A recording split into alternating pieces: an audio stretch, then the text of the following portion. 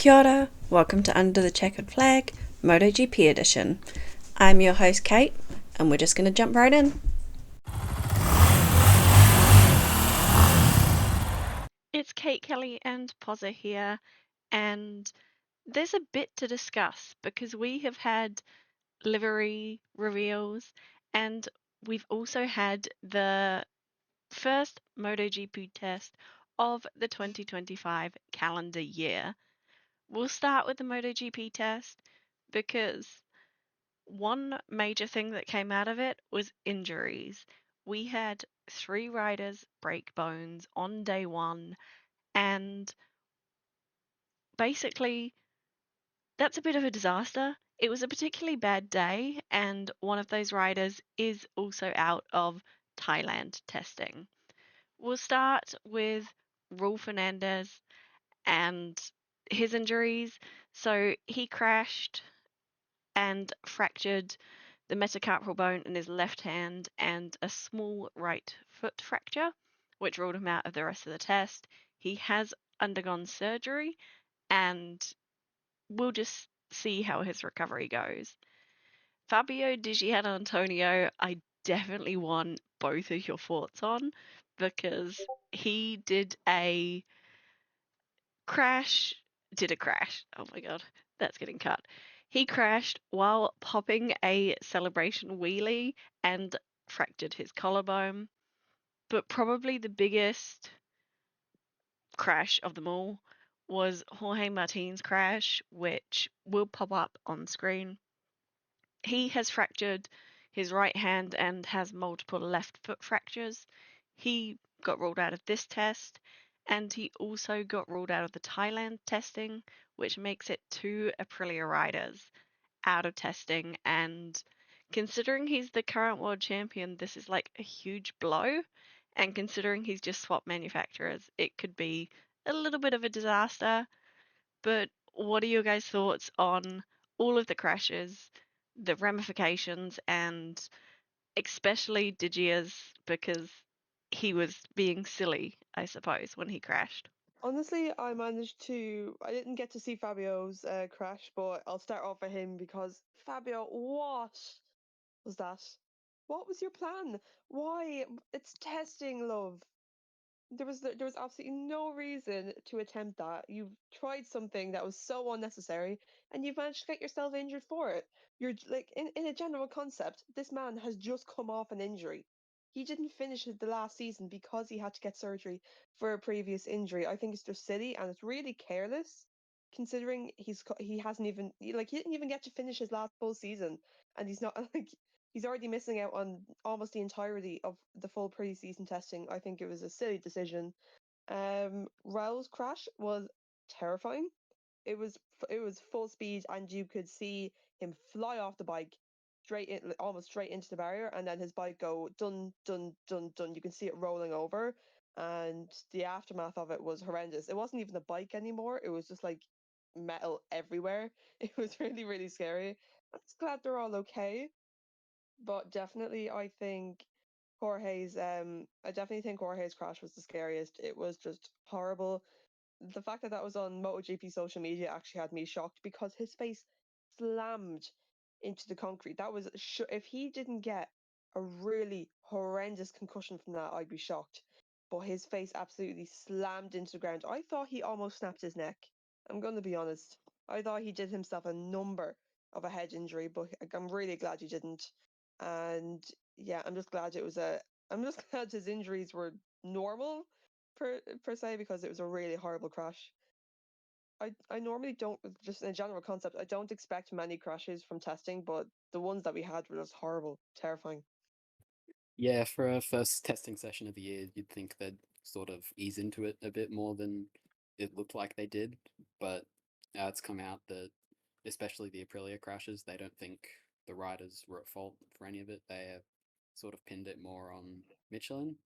Obviously, Dejan Antonio's was probably just a bit of overexcitement as the session did, trying to give something back to the fans.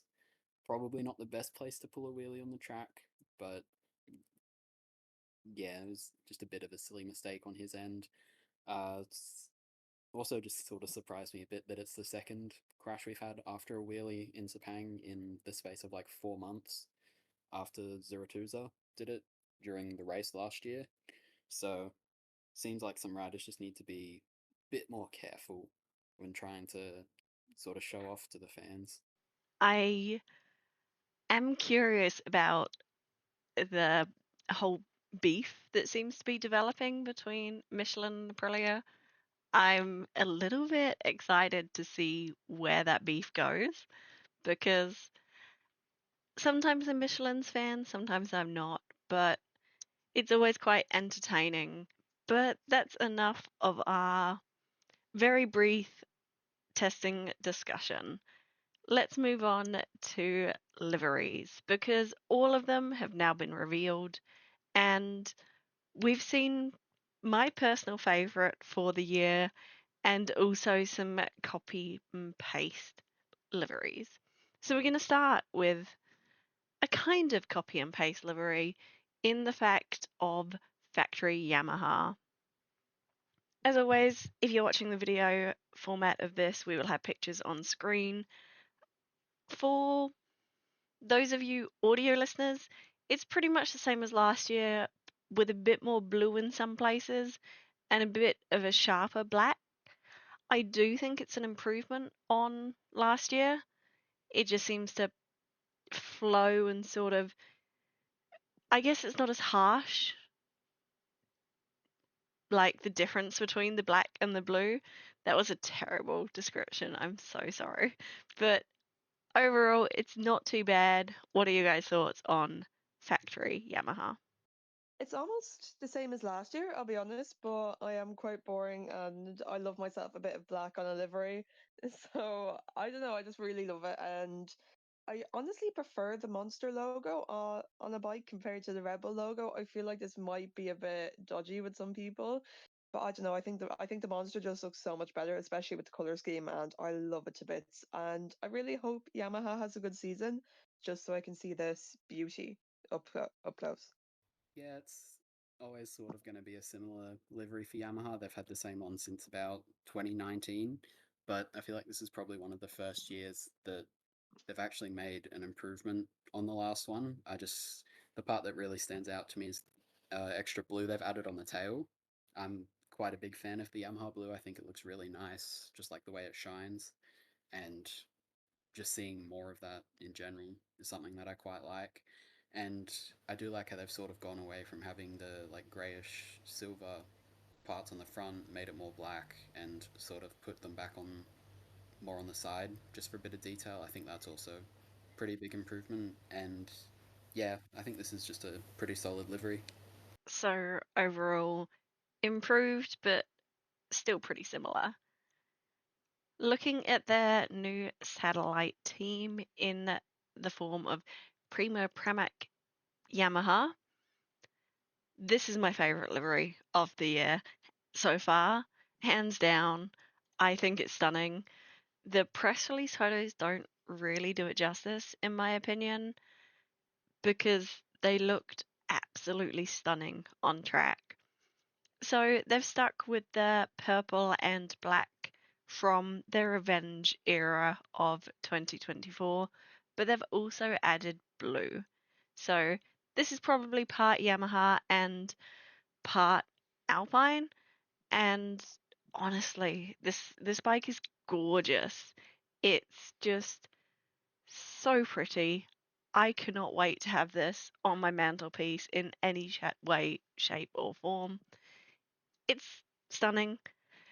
I admit, though, the leathers that the riders wear aren't flowy. Like, it doesn't look like a complete suit. It does look like a bit of patchwork. But I don't care because these bikes just look so beautiful. So, obviously, I'm a fan. What about the two of you? I'm not as much of a fan as you are. I can't say the bikes are bad. They're all right. It's a nice color of purple. That's all I can really say. The suits are ugly. Sorry, the suits are just so ugly.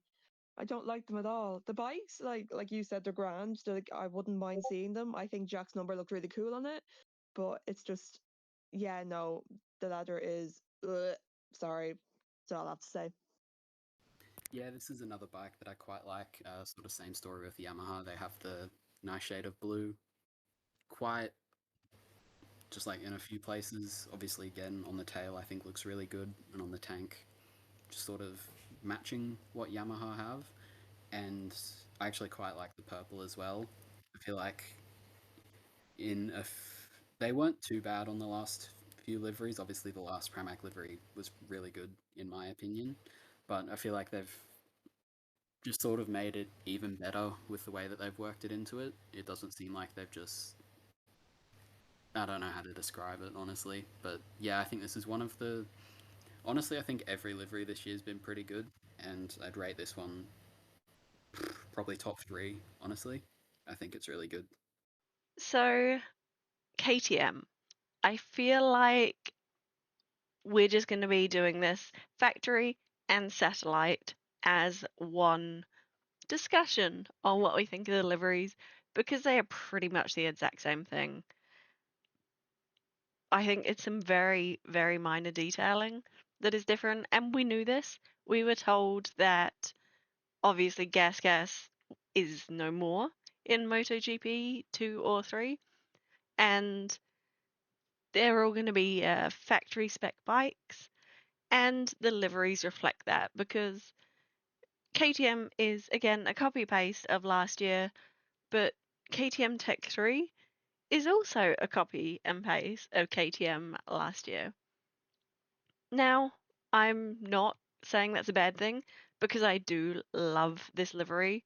The way that the Red Bull just fits with the KTM imaging and branding is adorable. It's sort of iconic, and it's also really nice to see Maverick with a hat sponsor again. So, if it's not broke, don't fix it. It's a lovely livery, and my only regret with it is it's going to be a nightmare to pick out who's who on track. I know the numbers and their helmets are different, but at a glance, when you get like a fleeting shot of them in the background, especially coming into turn 1 or 2, it's going to be quite challenging. So, those are just my thoughts. The bikes are just, I know, like you said, that it was said that they're going to be similar, but it's just too similar. I'm not going to be able to tell them apart because like sometimes you don't even really, you don't see the number at all. So how am I supposed to tell who they are? I don't know. And even the leathers are different. I think it's Brad who has a bigger Rebel logo on his leathers compared to the other ones, and it's a bit messy. I think I can say nicely, it's a bit messy, but it's always a nice colouring. KTM is always a lovely livery to look at. It's just, yeah, it's just messy and it's going to be really confusing for the season, but I'll work on it. I'll try my best. Yeah, in my quite unbiased opinion, the KTM is probably one of my favorite liveries across all 3 classes. I think it's one that doesn't really need that much changing, but I still feel like there could have been at least a few subtlety changes thrown in. Main example I'm thinking is back in 2021, KTM had like a bit of orange on the top of the winglets. I think they could have brought that back for, say, Tech 3, just for a slightly bigger distinction. But I'm not too like against them using the same livery. I also probably would have been a bit more open to seeing the old Tech 3 livery come back, the orange and blue one from I think 2019 to 2020. Yeah, those 2 years. That was one of my favorites. So it would have been nice to see that one come back, but I think they both look pretty good. I have to admit, I'm quite partial to that Tech 3 livery. The one with cola, I believe, and that blue and orange one. I want that Miguel miniature 118 so badly. I just really, really want it. I know that Poz, you have it, and it is tempting to offer you money for it, but alas, I do not mix business and pleasure, and this is strictly business. So we're moving on to Honda because Repsol's gone. So it was a big, big reveal for me as a Honda fan, and I love it. I don't love it as much as I love the Pramac, but That's probably because it's so red, and we have so many red bikes on the grid. But overall, I think it's stunning. They do have Castrol as their new sponsor, but there's not a lot of green on the bike. It's just standard. It's a little bit like their Superbike livery, but overall, I just think it's a nice change up. I'm hoping this is the start of a new era for them. I'm not going to hold my breath, but yeah, fingers crossed, new livery, new results. What do you guys think? I feel like I'm being really negative about all these liveries. I'm not trying to actively. If it makes you all feel better, Kate is colorblind and sees colors differently, and sometimes that actually makes the bike look better for her. I don't. I'm not a fan. I'm sorry. I feel like the numbers on the bike just really don't match up at all, considering like Luca Marini's number is orange and then it's splayed across this big, massive red bike with a splash of green and the tiniest bit of blue. I don't know. It's like a rainbow got smushed up and just smashed on a bike. I don't like it a lot. I'm sorry. I'm always partial to the Repsol Honda. I always will be. And like Kate said, I really hope this is like a new livery, new era, better results kind of thing. But I wish it was just on a better looking bike. Sorry. While we wait for Poz's microphone to work, I am curious if anyone wants to see what thing the liveries look like through colorblind eyes. Do let us know in the comment section below, and we can definitely do a podcast on it because we've discussed it whether we should, and we think it could be a great filler episode. But I'm also wondering if that would bore people to death. So definitely let us know in the comments below if that's something you'd like to see. I quite like the Honda livery this year, just to be a bit different again from Kelly being negative towards all of them. I feel like it's been one of the best, or up there as a really good livery in superbikes, and I think they've executed it quite well on the MotoGP bike as well. Uh, yeah, I just kind of like the way the red, white, and blue sort of works with each other. It's quite a like common color combination in sports, but I think it's still a pretty good one. And the biggest thing I noticed is I feel like the livery sort of follows the same template they did last year. And what I feel like they did last year was sort of tried to make Honda more of the focus as opposed to Repsol. And I feel like they've sort of done the same thing with Castrol. Obviously, I think it's just so they can keep the Castrol livery on the LCR bike, but I still think it's a pretty good livery. And coming away from the sort of iconic nature of Repsol Honda, I think they've done a good job of making a bike that doesn't look sort of like rushed. Now, I do have to agree, this livery looks purposeful. They knew what they were doing, they knew what they wanted, and it doesn't look like it's been thrown together at the last minute. That leaves one livery. Well, technically two, because it's LCR Honda. We have LCR Castrol and LCR Idemitsu, and they look lovely in my opinion. And I love the changes to the Idemitsu LCR bike. They're subtle because they very rarely update their bike, I suppose. But the lines are a little bit sharper, it's a little bit cleaner, and it just looks beautiful, in my opinion. The LCR Castrol is a little bit updated on last year's design. They've kept that sort of paint splatter. They've added a bit more defining lines in, what do you call it, the face of the motorbike. I know there's like an actual name for that. It's just gone from my brain. I'm blaming Sunday brain. But overall, stunning bikes, both of them. Totally not biased as a member of the LCR fan club. Those are just my thoughts on the bikes. How about you two?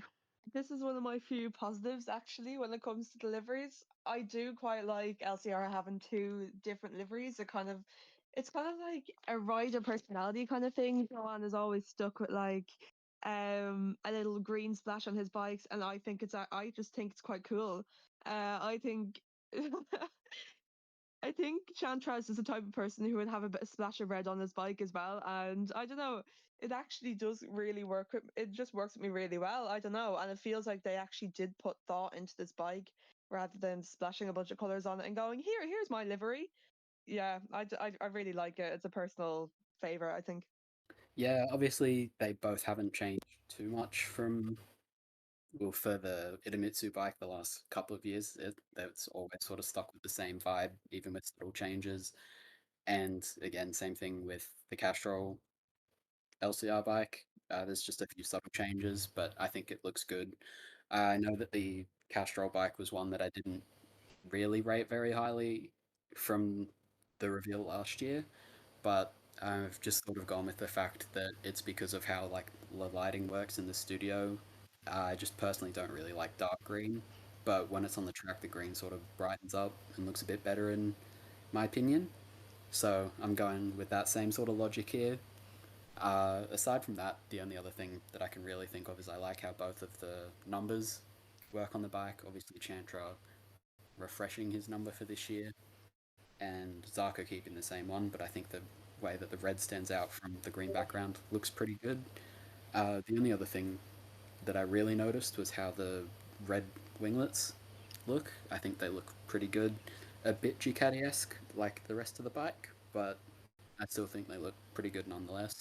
It's a really good point you make on the winglets, because one big thing I noticed last year was that Honda, their winglets and any aero was very add-on-esque, I suppose. That's like, uh, obviously I'm not on my word game tonight, but it just looked like it was stuck on there, whereas these two liveries show that it's been incorporated a bit more.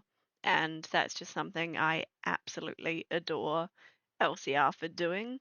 They're thinking, I feel like, a step ahead of factory Honda, which is a bit of a worry, but it is what it is. That is it from us this week.